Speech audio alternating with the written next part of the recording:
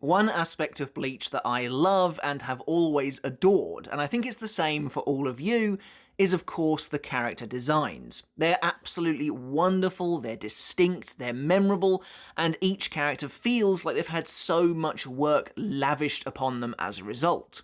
Even the small list of characters, the lackeys, the subordinates, the officers, each of them stands out in their own way, and it's owed to Kubo's immense creative heft. And this is, I believe, the series' most enviable trait.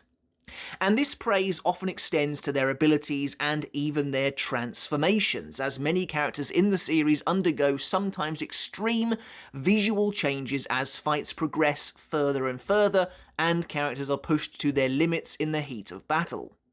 In this video, to celebrate Kubo's amazing character designs, I want to take a look at my top 11 transformations in the series, with a few honourable mentions to boot. Now, some criteria. For it to be considered a transformation, the character's actual body or outfit needs to change in some way. We can't simply take, for example, Mayuri, whose Bankai summons a massive, again, impressively designed creature behind him, but he doesn't change at all. No, that's probably another video for another time. But what we can take into account here is the transformation process itself as well. And so, without further ado, let's take a look at some of Bleach's most incredible, craziest designs. These are my personal favourites, but as always, I'd love to hear your lists down in the comments below. Before we get started on the list, guys, if you haven't hit subscribe yet, make sure to do that now for more Bleach content like this every single week. And if you enjoyed the video, make sure to give it a thumbs up as well to help support me and the channel. And if you want to take that support from me another step further, I do also have a Patreon as well. And as always, I want to give a massive shout out and say a huge thank you to everyone supporting me over there. I really do appreciate it. But if you want to support me in an even easier way, go and check out my second channel, Mr. Tomo Talks Games. I really do appreciate you going over there, checking it out, and maybe leaving a subscribe as well. And just know that no matter how you choose to support me, it is very much appreciated, and I want to give each and every one of you a massive thank you. And there will also, before we get started, be spoilers in this video for the 1000-Year Blood War arc of Bleach, as that's where some of the best designs in the series come from, so you have been warned. Kicking off our list, we have Uryu Ishida's Let's Steal, his last stand pledged on his pride as a Quincy. There's a lot of emotional weight behind this form as he both honours and disobeys his grandfather by activating it. Speaking of the activation, I love how cinematic it looks. Uryu breaks the seal on the Sanrei glove, unleashing an immeasurable torrent of power and light that engulfs the panel. Mayuri, who up until now has been totally in control of the fight, looks on in disbelief, even horror, at the prodigal Quincy standing in front of him. And Uryu's new form looks incredibly sleek, changing him just enough, adding what looks like ancient Quincy armour to his body. But of course, the real star of the show is the fantastic electric blue wing of Reiatsu that bursts out of his back, besides the 5-pointed star of the Quincy emblazoned upon his armour. The wing absorbs everything around him, stripping nearby buildings of their form in a very cool sequence. In a way, it's sad that this scene from so far back in the series still stands tall as Uryu's best moment, but it's true. This form is powerful enough to not only totally change the outcome of the fight, but even overcome Mayuri's Bankai with ease in the first real clash of Shinigami and Quincy in the series, giving us a taste of the true force of the Monks of Destruction. In fact, Uryu's Let's Steal would lay the groundwork for all future Vollständig, many of which don't live up to this showcase. Interestingly, this transformation reminds me a little of Toshiro's adult form much later on down the line. They're both wearing the uniforms of their enemies at the time. It would have been really interesting to see how Uryu might have completed the look were he wearing a Quincy outfit. But this transformation comes with a grave cost, a cost we'd see replicated later on in the series as well by Ichigo, helping to highlight the parallels between the two characters. When such a devastating decision is undertaken with such hefty consequences as to rob Uryu of all of his Quincy powers, It only helps to highlight how impactful this transformation actually was. Coming in at number 10, we have to race right to the very end of the series itself for this next transformation. Not even 100 chapters prior, we'd been treated to the long-awaited reveal of Kenpachi Zaraki's Shikai no Zarashi. And now, in the final showdown atop the Quincy Palace of Varvelt, Zaraki had one last trick up his sleeve. Forced to his limit by Gerard Valkyrie, Zaraki is able to unleash his Bankai thanks to Yachiru's help. And while the actual transformation ritual itself is nothing special, I like this aspect of it a lot. That Zaraki has been bonding with his Zanpakuto all this time, all these years, and now when he needs it most, she's capable of simply handing Bankai to him. It makes total sense, and I thought it was actually pretty profound for this character. As for the transformation itself, well, simplicity is king here. Zaraki's skin turns a deep blood red, he gains a pair of horns that protrude from his forehead, and his hair becomes a shaggy, unwieldy mane that rolls down his back. His face turns rugged and sharp as though carved out of a rock face, and his Shikai, which he once wielded proudly, is now shattered and splintered in half, as if to depict the chaotic nature unfolding in his mind in this state, but also that he's barely tapping into this form's true power. Blood seeps from his wounds as he gets to his feet, hunched over and diabolical.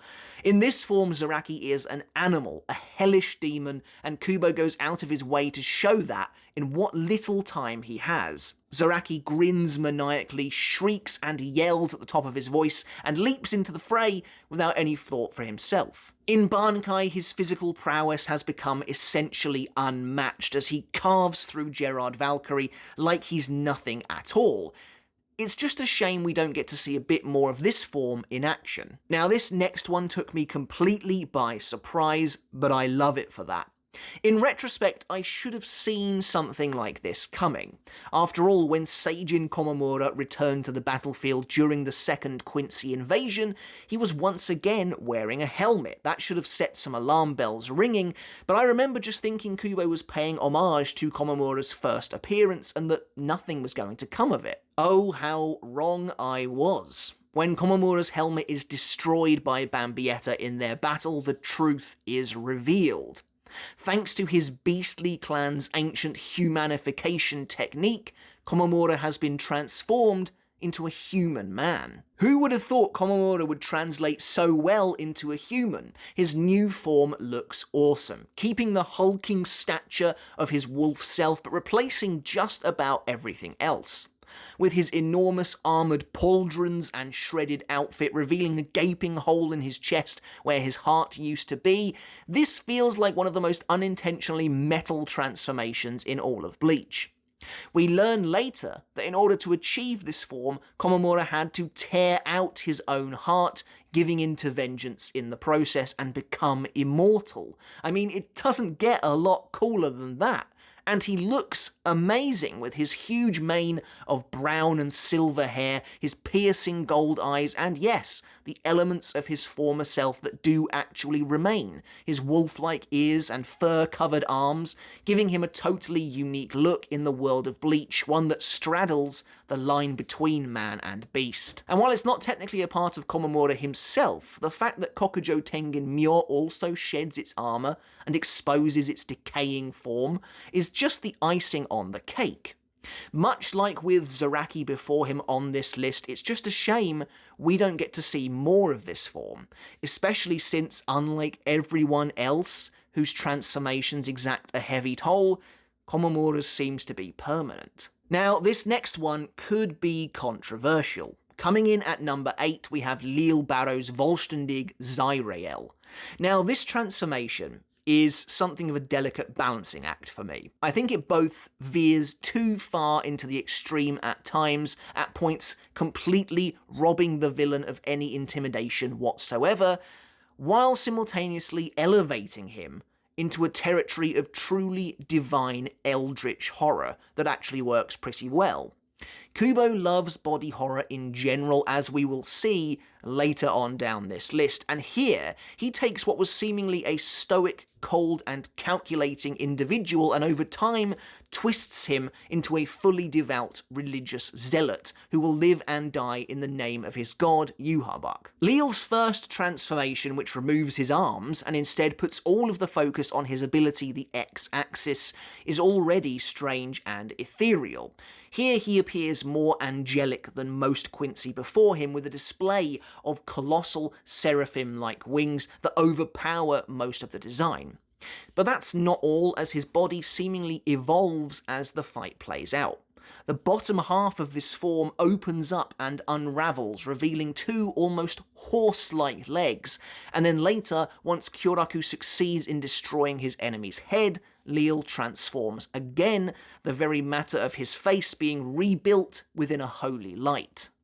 By shattering this false image of his foe, Kyoraku unveils Leel's true nature, a dragon-like monstrosity. Leel has become a cherubim, a celestial winged creature with an owl-like face. Cherubim in some aspects of religion are believed to be unearthly beings who attend directly to God. And this is perfect for Leel, the leader of Yhwach, Schutzstaffel, and the man who believes he's closest to being a god himself. I appreciate fully the otherworldly weirdness and kind of wish, to some degree, that Kubo had applied this to the other top Quincy as well. This idea that these winged archangels are the final bastions of defense for Yhwach's new world is compelling, and you do kind of get that with Gerard a bit, but not on the same level as Leel. But perhaps that might have been a little too much, a little too overbearing with the crazy outlandish designs, as many readers thought that even Leel pushed the boundaries too far. Now, we've talked about this form fairly recently, but Ichigo's full hollow form is truly one of his best. I personally prefer the neatness of this form overall to his Horn of Salvation form in the Thousand Year Blood War. While that form is more powerful and represents an Ichigo more in control of his own self, his own abilities, something about it looks and feels unfinished to me, whereas his full hollow form as seen against Ulquiorra is sublime. It changes Ichigo just enough to the point where you can tell it's still him, but there's something about him that has been corrupted. This is a darker version of the hero we thought we knew, and that his friends thought they knew as well. His visage is now that of a skeletal, horned demon, and he unleashes terrible, wailing cries that seem to meld both human and hollow voices together. His transformation occurs during one of the series' most seminal battles and turns the table of the fight completely. Ichigo proceeds to dominate Ulquiorra with a ruthless viciousness, ripping his foe apart, limb from limb, before even turning on Uryu as he tries to put a swift end to the brutality. This is Ichigo at his most instinctual, unfettered from the qualms and weaknesses that come with empathy and understanding. This form of Ichigo's had such an impact on those around him that Orihime was still deeply scarred by it many years later and feared a possible return to Ichigo losing control. Speaking of Ichigo versus Ulquiorra, you know that's a good fight when both forms end up on this list. Ulquiorra's Resurreccion was probably the single most anticipated of all the Espada, and was always going to be tough to pull off. And initially, I think reception was pretty lukewarm. Although we didn't know it at the time, this was only the first form of Ulquiorra's Murcielago, and people weren't that impressed, myself included.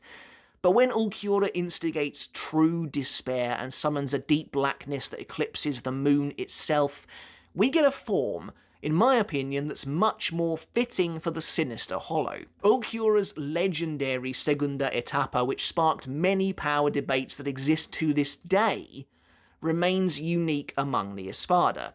As far as we know, he's still the only one to have actually attained this form. And this transformation is incredible, coming at the apex of darkness in the Waco Mundo and Fate Karakura Town arcs, at the point where all seems lost, things only proceed to get worse.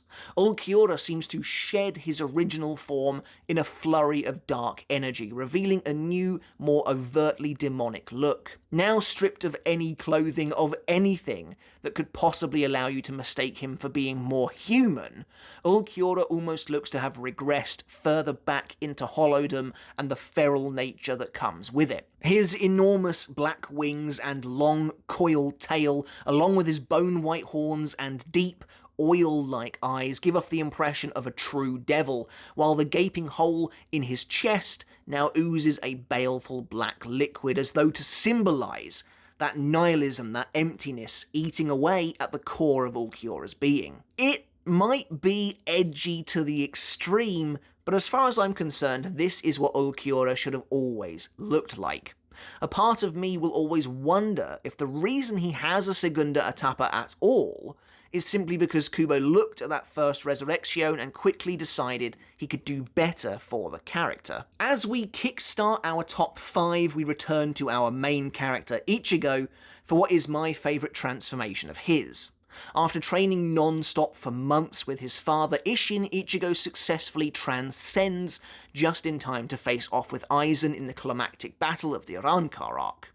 While this version of Ichigo, affectionately known as Bankai Ichigo by fans, also looks amazing, that's not what we're here to talk about. Upon initiating his final devastating move, the final Getsuga Tensho, Ichigo transforms, becoming cloaked in darkness before Aizen's very eyes. And when he emerges from the tendrils of Black Reiatsu, Ichigo has become Getsuga itself. Now clad entirely in what appears to be black bandages tinged with a bluish hue, Ichigo radiates power. His entire body is encased in these straps, save for where his Shahakusho was previously damaged by Aizen earlier in the fight, now exposing in this form his bare skin instead. Who knows how much power he might have had if he'd activated this before being injured? Would it have even made a difference? It's hard to say. Regardless, the power of Getsuga Tensho, of Zangetsu itself, swirls around him endlessly. Where a chain once ensnared his arm, it's now been replaced with what looks like black flame. His hair has now turned a midnight black and grown incredibly long, while his eyes have become a deep red, as if to mimic the combined colours of Getsuga in Bankai. And of course, like Uryu's Let Steel before him, this form costs Ichigo everything. Upon using it, he loses all of his Shinigami powers. Now, whether Bankai Ichigo is stronger or weaker than Horn of Salvation Ichigo is a bit of a hot-button topic and a video for another time, but I remain resolute in believing that in this moment, as he becomes Getsuga and transforms into essentially the essence of his own blade, this is Ichigo at his purely strongest point, if only for a fleeting second. Now, earlier we talked about Kubo's love of body horror, and perhaps nowhere is that more apparent than in our 4th place pick. Just missing out on the top 3 is Asnod's Vollständig Tartar Foras, or the Fear of God. Here, Kubo just lets loose in a big way, completely leaning into Az's already amazing character design, and using this transformation to turn him into a blood-curdling, vile, grotesque, and totally incredible zombie-like monster. Now, I don't really know why Asnod has such an intricately designed holy form in comparison to his contemporaries, but I'm not complaining, and I can't wait to see this in the anime. The transformation itself is a little fast for my liking, but I do enjoy the activation. I love that Az rolls his eyes up into his head, revealing his Quincy cross concealed underneath, because why not? Before exploding into this holy abomination. His clothes are, much like Ulquiorra before him, and there were some comparisons drawn between these two forms, interestingly enough, completely gone. Instead replaced with what looks like a gown made of stitched up skin. His eyes have rolled so far back into his skull that it looks like tears of blood have poured down his face, which is now gaunt and stripped back to the bone, giving Az the appearance of this terrible, wrathful, weeping, angelic figure, especially with the barbed halo above his head and the brutal, wire-like circular wings on his back, adding to this idea of a bastardization of the religious undertones that are so inherent to most Quincy. But that's not all, as the Sternritter pushes his transformation even further, completing communion and becoming a fleshy Lovecraftian horror. And this time, we're treated to a pretty incredible transformation ritual as we watch as his stitches burst open in a wave of blood, revealing an even bigger version of his own head, presumably just sort of sloshing around in there. As the Quincy births this monstrous, larger version of himself, his face is falling apart, his eyes are just dangling out of his skull, and the previous version of Tartar Foraz now hangs around his chin, its innards drained and its skin desiccated and mummified. Yeah, it's pretty messed up, to be fair, but for a character who is all about fear and horror at its most primal and most baseline level, I think it works phenomenally. It's totally memorable, and it stands out among a sea of somewhat disappointing holy forms as being a true winner. Now, as we enter the top 3, we are toning things down again a bit. If you were to open a dictionary and to look up the word cool, Stark's Los Lobos is exactly what you'd see. The Primera Espada's Resurreccion is badassery personified, and he exudes this lazy, lackadaisical power. Being a natural-born Arrancar, perhaps the greatest of them all, Stark's changes are fairly minimal in his release form. He maintains almost exactly his human shape and features, mainly just changing his clothing and adding some flair, courtesy of his Fraction and other half Lilinet. Making the guy at the top a lone wolf, gunslinging cowboy is a fantastic concept, and one that Kubo pulls off effortlessly. Although they look a little unusual, the fact that Stark suddenly brought guns to a sword fight was a brilliant twist back in the day. His lengthy, fur-lined coat looks amazing, and were it not for his hollow hole and the eye patch that resembles Lilinet's own mask, you'd be forgiven for not even realising he was a Arrancar anymore. In that sense, it feels like the complete antithesis of Ulquiorra's Segunda Etapa, and while some people remain a little disappointed in Stark and that his catalogue of abilities stemmed entirely from his mastery over Cerro, it felt fitting to me at least that the Primera would have such an all-encompassing control over a basic Arrancar ability. A lot of the forms on this list take their characters and their respective designs to the absolute extreme, but with Stark, Kubo felt that less was more, and I couldn't be happier with that. It totally fits the character and his demeanour, while keeping up the appearance of real, raw, dangerous power and skill. In second place, we have my favourite Bankai transformation in the series, and another that's still, at the time of recording, confined to the source material only. And that's of course Rukia Kuchiki's Haka no Togame. Kubo seemed to understand the assignment here. That although Rukia isn't as vital to Bleach as she perhaps once was by the time she battles Asnot in the 1000-Year Blood War arc, she's still at the core of the series' beating heart, and so when she finally attained that long-deserved Bankai, it needed to be something special. And special it is. Although we don't get to see in action for long, or even really see how it works to an exact measure, we do get to see the form itself in all its splendour. As Rukia lifts her Zanpakuto and calls out the name of her Bankai, her hair and eyes immediately begin to change colour. A huge ocean of pale white light erupts from the epicenter, engulfing the entire surrounding battlefield. And when the dust and icy smoke clears, Rukia is revealed. Adorned with a glittering crown of icy shards, Rukia's hair is now a complete snow white, her skin pale and fragile, creating an image of precious, doll-like beauty which could shatter at any moment. Her Shihakusho has been replaced with an elegant, ornate white gown that flows down to the ground, held together by a flower piece in its centre, while the ribbons of Sode no Shirayuki flutter and loop like wings behind her.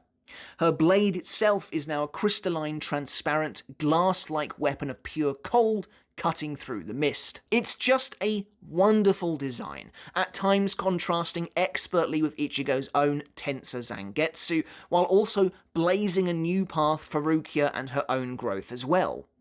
But it's also something of a novelty in the Thousand Year Blood War. It's a Bankai and a transformation that actually wins the day outright. With this form, Rukia puts an end to As Not once and for all, conquering her own fears and avenging her brother. Before I reveal my number one pick, my favourite transformation in all of Bleach, here are a few honourable mentions. Rudborn's Arbol is one of the most unique Resurreccions in the entire series, transforming its already creepy host into a withered, dead tree, from which skulls hang from its many jagged branches. It's just an awesome looking form, especially as Rudborn's roots grow deep and he begins to rise up into the air.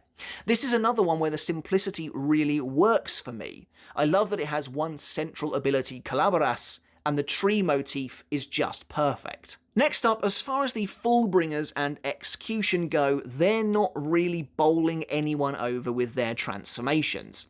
That being said, Ginjo Kugo's Bankai is a fantastic look, taking his original Fullbring outfit and draping it in just about more of everything. A bigger, more colourful plume of fur around his collar, a thicker, heavier, more robust skeletal armour, a very unique combination of a vivid pink and bone white, and his broadsword never looked better than it did in Bankai, taking on a more ancient, carved-out appearance. And the final honourable mention, Aizen undergoes many transformations in his quest to transcend during the deicide portion of the Arrancar arc.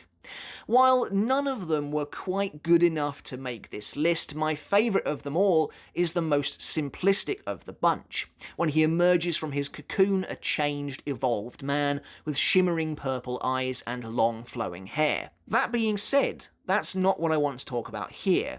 I want to give a shout out to his final transformation, his terrifying, abominable Hogyoku-controlled form. Once again, Kubo showcases his love for the depraved by splitting Aizen's face in two, revealing a jet black, hideous skull underneath, but also in a grim but great detail, keeping the now eyeless skin of Aizen's face hanging from either side. This form features the wings of Aizen's previous self, but now mutated and monstrous, with Aizen's original eyes situated in the middle of their wriggling manta ray-like shrouds. 3 hollow holes line Aizen's torso, with the Hogyoku sitting smugly in the centre.